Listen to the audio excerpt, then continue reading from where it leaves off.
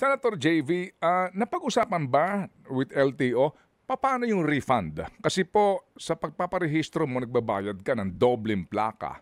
'Di ba? So, yung mga may pending na plates, may backlog, dobleng binayaran nun. So, napag-usapan ba dito kung gaano karami may refund at magkano kaya? Manong Ted, bali hindi pa nung natuloy naman yung pagpapagawa ng fraud plates eh.